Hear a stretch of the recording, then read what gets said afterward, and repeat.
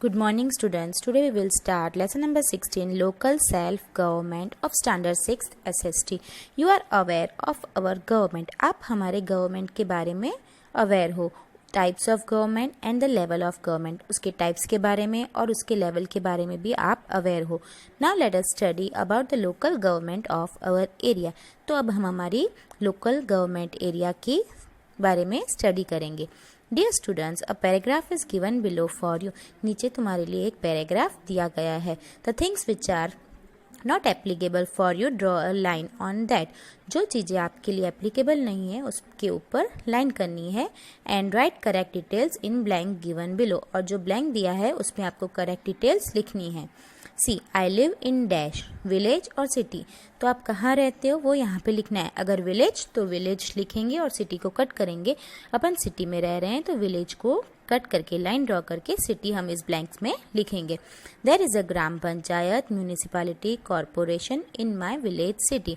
अब इसमें से जैसे हम सिटी में रह रहे हैं तो म्यूनिसिपैलिटी को राइट करेंगे, ग्राम पंचायत को कट करेंगे और विलेज और सिटी में से विलेज को कट करेंगे. The name of its head, sarpanch, president, mayor is dash. ये आप अपने आप से फिल कर लेना.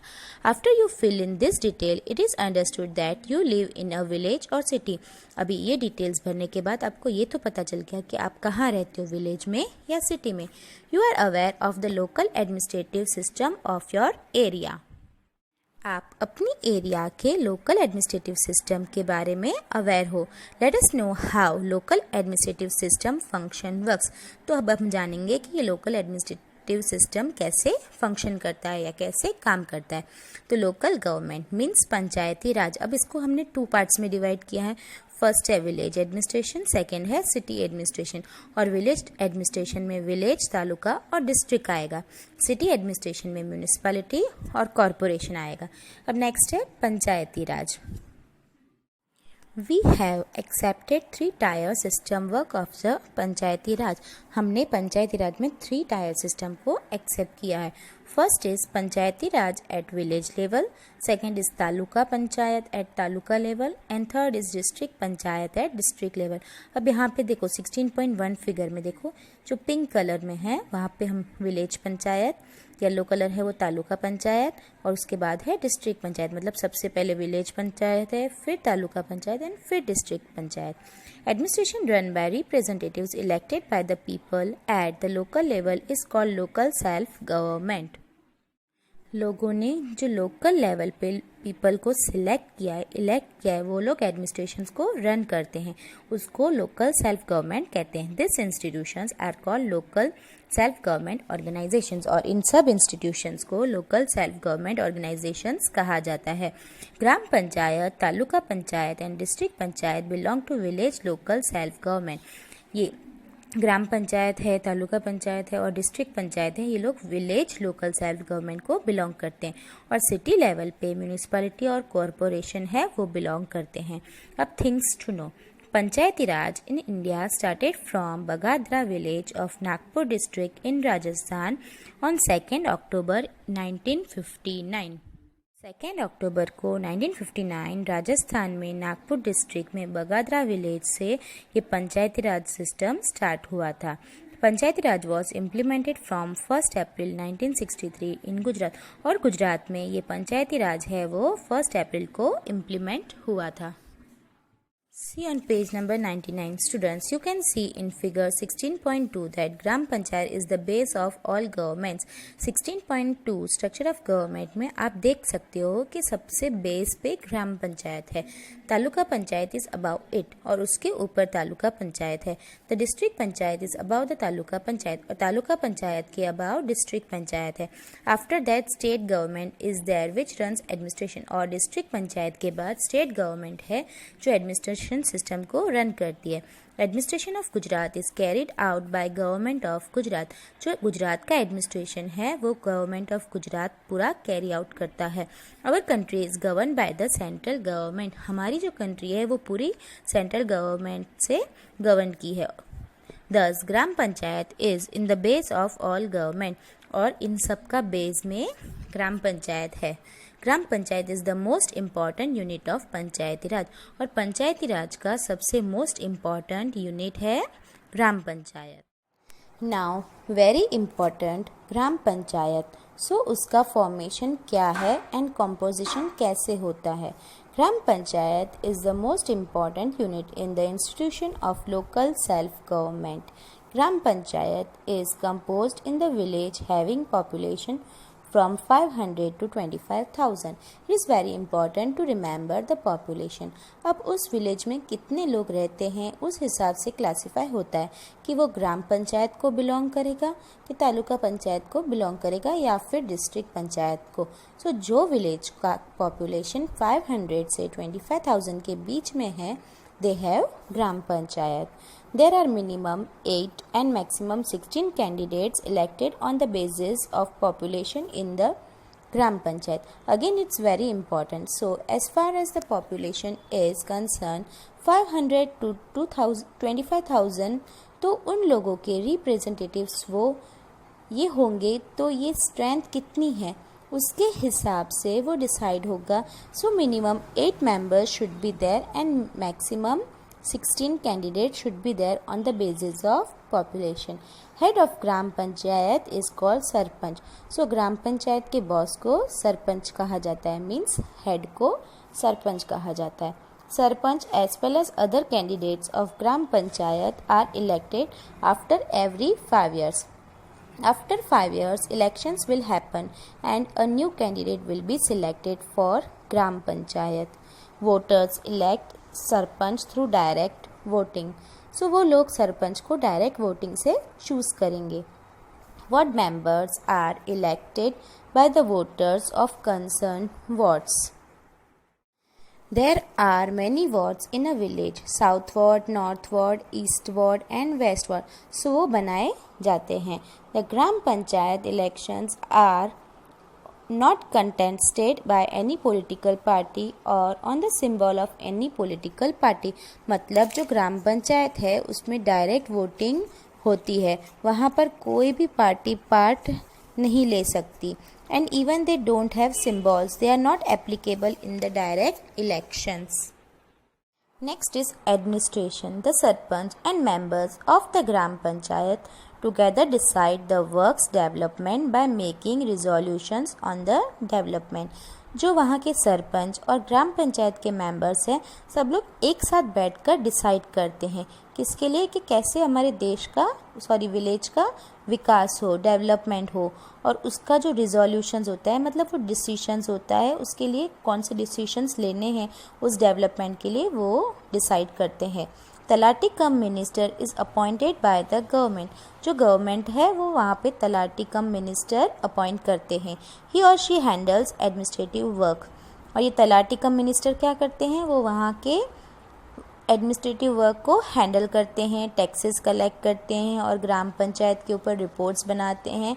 And prepares forms and keep records of budgetary account. सारे जो भी बजट्स होते हैं उनके अकाउंट्स के फॉर्म्स बनाते हैं और रिकॉर्ड्स भी रखते हैं.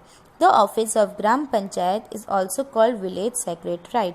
और जो ग्राम पंचायत की ऑफिस होती है उसको विलेज सेक्रेटराइट भी कहा जाता है.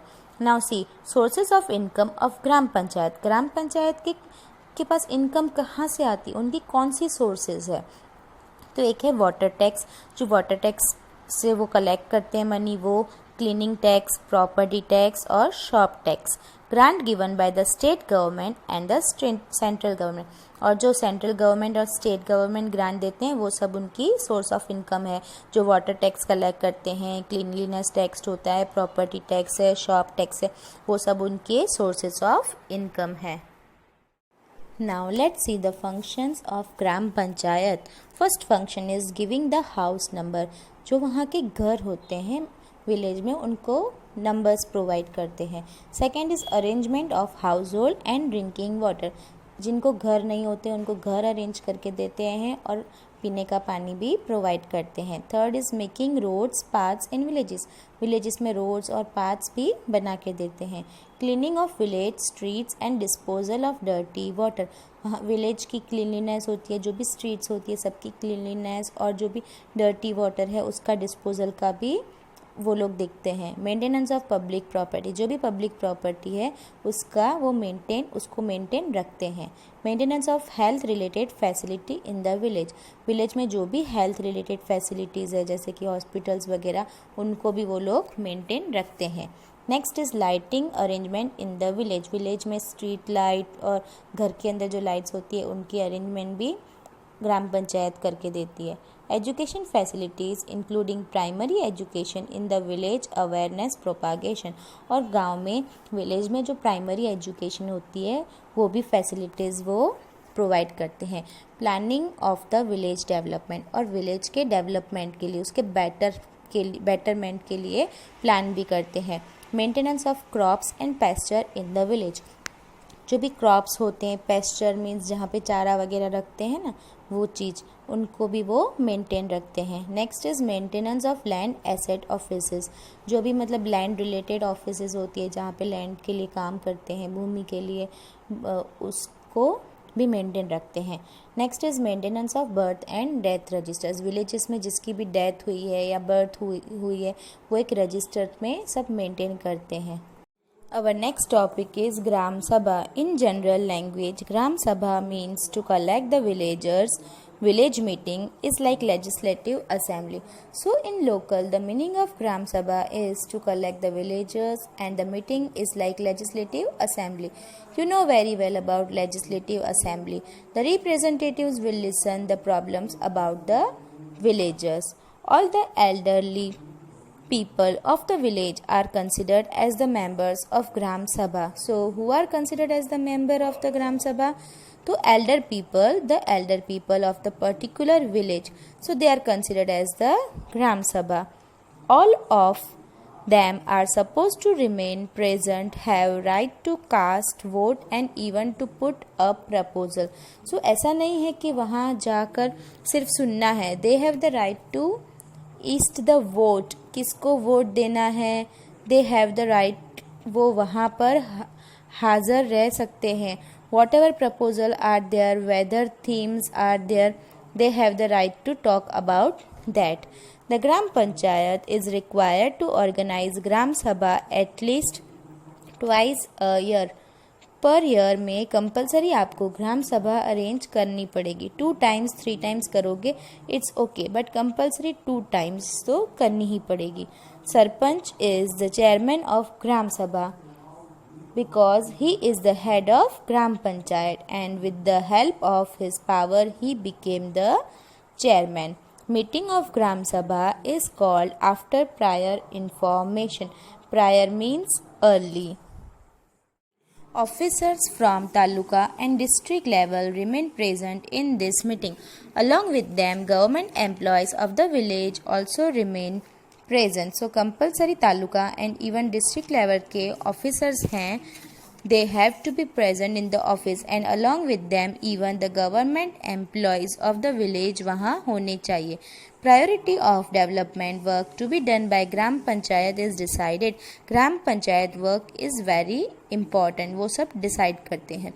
Various problems of village such as village roads, drinking water, cleanliness, light, education, health, etc. are discussed. So which are the things that are discussed in the Gram Sabha are various types of problems, जैसे कि roads, village के roads के बारे में, drinking water, cleanliness, light, education, health, and everything will be discussed in gram सभा.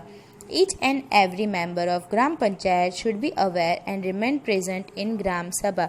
See, each and every member, we have already discussed that minimum 8 and maximum 16 members are there, and the strength is up to 500 to 25,000. तो सबको हाजिर रहना पड़ेगा. जो भी 8 members से लेके 16 तक मेंबर्स है उनको ग्राम सभा में प्रेजेंट रहना पड़ता है.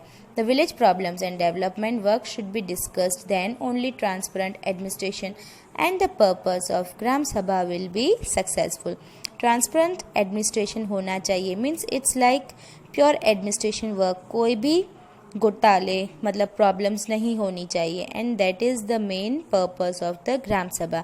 एंड जब वो चीज़ होगी then it will be successful. Now read The things to be known. Samras Gram Panchayat. When Gram Panchayat is constituted with the consent of all without any opposition in Gujarat, this type of Gram Panchayat is called Samras Gram Panchayat. This scheme was implemented in Gujarat. ये scheme कब implement हुई थी? गुजरात में हुई थी. Bye किसने implement की थी? ग्राम पंचायत ने, हाउसिंग डेवलपमेंट ने, रूरल डेवलपमेंट डिपार्टमेंट, जो अक्टूबर 21 में डिक्लेयर हुई थी. With the objectives of developing unity, cooperation, harmony and integration among the villages. Special grant is allotted if the gram panchayat become samras, that is all members including sarpanch are woman and elected unanimously. Specially ये कब grant हुआ था? जब ग्राम पंचायत सामरस बन जाती है तब. The gram sabha decides how to utilise the grant. ये ग्राम सभा डिसाइड करेगी कि वो कैसे ग्रांट को यूटिलाइज करे. As per the decision of gram सभा, this grant is used for development work. और ग्राम सभा के डिसीजन से ये जो भी ग्रांट मिलता है वो डेवलपमेंट वर्क के लिए यूज होता है. If Gram Panchayat becomes Samras continuously for 4 times, then government allocates a special grant. The government has announced this scheme to ensure that village panchayat election do not create unhappiness, excitement and enmity in the village. The government है वो announce करता है कि ये scheme से ensure हो कि जो भी विलेज पंचायत का इलेक्शन हो उसमें डू नॉट क्रिएट अनहैप्पीनेस, वहाँ पे अनहैप्पीनेस क्रिएट नहीं होनी चाहिए, एक्साइटमेंट नहीं होना चाहिए and enmity in the village. Means ये सामरस ग्राम पंचायत है. जब ग्राम पंचायत है जो उसमें क्या होता है कि सारे मेंबर्स होते हैं और वो किसी को अपोज नहीं करते हैं, उस टाइप के ग्राम पंचायत को सामरस ग्राम पंचायत कहा जाता है. और ये स्कीम कब हुई थी? ये स्कीम इम्प्लीमेंट गुजरात में हुई थी. किसने की थी? ग्राम पंचायत ने, हाउसिंग डेवलपमेंट में एंड रूरल डेवलपमेंट डिपार्टमेंट ने की थी अक्टूबर 2001 में. और उनका ऑब्जेक्टिव क्या था? यूनिटी डेवलप करना था, कोऑपरेशन रखना था और इंटीग्रेशन, विलेजेस के बीच में यूनिटी रखना उनका एम था. Next is taluka panchayat. Taluka panchayat is at second level after gram panchayat in local self government. Local self government में तालुका पंचायत है वो सेकेंड लेवल पे है, ग्राम पंचायत के बाद आता है. अब उसका फॉर्मेशन क्या है, कॉम्पोजिशन क्या है? The number of seats of taluka panchayat are decided according to the ratio of population. जितना रेशियो ऑफ पॉपुलेशन है उस बेस पे तालुका पंचायत की seats, number of seats decide की जाती है. There are minimum 16 and maximum 32 elected members in taluka panchayat. Taluka panchayat में मिनिमम 16 और मैक्सिमम 32 मेंबर्स को इलेक्ट किया जाता है. 50% seats are reserve for women out of them. और इनमें से 50% जो सीट्स होती है वो वुमेन्स के लिए रिजर्व्ड होती है. Voters of this seats elect the member of taluka panchayat. और इन सीट्स के जो वोटर्स होते हैं वो तालुका पंचायत के मेंबर को इलेक्ट करते हैं. President and vice president of taluka panchayat are selected by elected members on the basis of majority. और मेजोरिटी की हेल्प से जो इलेक्टेड मेंबर्स हैं वो लोग प्रेसिडेंट और वाइस प्रेसिडेंट तालुका पंचायत के सिलेक्ट करते हैं. As well as from this elected members executive committee, social justice committee etcetera are form. और जो इलेक्टेड मेंबर्स हैं उनमें से एग्जीक्यूटिव कमेटी भी बनती है, सोशल जस्टिस कमेटी भी फॉर्म्ड होती है. Now let's see the administration of Taluka Panchayat. The administrative head of Taluka Panchayat is called Taluka Development Officer. और जो एडमिनिस्ट्रेटिव हेड होता है तालुका पंचायत का उसको तालुका डेवलपमेंट ऑफिसर कहा जाता है, TDO. State government appoints him और हर. और उसको कौन अपॉइंट करता है? स्टेट गवर्नमेंट अपॉइंट करती है. He gets the resolution of taluka panchayat implemented. और उसको तालुका पंचायत के रिजोल्यूशंस सब इम्प्लीमेंट करने पड़ते हैं. He supervises all the employees of taluka panchayat. उसका काम क्या होता है? सारे तालुका पंचायत के एम्प्लॉयज़ को सुपरवाइज करना. They prepare annual budget of taluka panchayat. और वो लोग तालुका पंचायत का एनुअल बजट भी प्रिपेयर करते हैं. अब तालुका पंचायत के फंक्शंस देखेंगे. To provide health and hygiene services, health और हाइजीन सर्विसेज प्रोवाइड करते हैं। टू कंट्रोल एपिडेमिक, एपिडेमिक को कंट्रोल करते हैं। To construct village roads and their maintenance, village के जो रोड्स होते हैं उसको कंस्ट्रक्ट करते हैं और उनको मेंटेन रखते हैं। To establish and manage primary schools, primary schools को एस्टैब्लिश करते हैं और उसको मैनेज भी करके रखते हैं। To plan to improve agriculture at taluka level, और जो भी एग्रीकल्चर है उसको इम्प्रूव करने का प्लान करते हैं तालुका लेवल पे। To provide assistance for women welfare youth activities social development, और वुमेन वेलफेयर यूथ एक्टिविटीज़ और सोशल डेवलपमेंट को भी बढ़ावा, मतलब जो भी उनको रिक्वायरमेंट्स है सब कंप्लीट करते हैं। To provide help at the time of flood, fire and other emergencies, कभी भी फ्लड हो या फायर हो या कोई इमरजेंसी हो उस टाइम पे वो लोग हेल्प प्रोवाइड करते हैं। Now see things to know, Tirth Gram Yojana scheme, Tirth Gram Yojana was implemented on 21 July 2004-2005 in Gujarat. Tirth Gram योजना है वो 21 जुलाई 2004 और 5 में इम्प्लीमेंट हुई थी गुजरात में। State government allocates grant to selected villages under this scheme, और उन्होंने ग्रांट किया था जो सिलेक्टेड विलेजेस थी उनको ये स्कीम प्रोवाइड की थी। No crime should have happened in the village for the last 5 years, और उसके लिए लास्ट 5 years तक कोई भी क्राइम विलेज में नहीं हुआ होना चाहिए। Production, selling and consumption of narcotic drugs should not be done in the village, कोई भी टाइप का प्रोडक्शन या सेलिंग या कंजप्शन ड्रग्स का उस विलेज में नहीं होना चाहिए। क्लीनलीनेस मेंटेन होनी चाहिए। There should be high rate of girl education, girl education high rate में होनी चाहिए और उनका लोअर रेट ड्रॉप आउट होना चाहिए। और उसके अलावा तीर्थ ग्राम है वो चूज करते हैं दूसरे क्राइटेरियाज, जैसे कि ऑब्जेक्टिव्स ऑफ इट, उनका मेन ऑब्जेक्टिव क्या है, to promote mutual harmony, mutual harmony को प्रमोट करना, यूनिटी बनाए रखना, brotherhood among the people living in the village, means उनको म्यूचुअल हार्मनी, यूनिटी, ब्रदरहुड बनाए रखना है। इसके लिए ये स्कीम इम्प्लीमेंट हुई थी।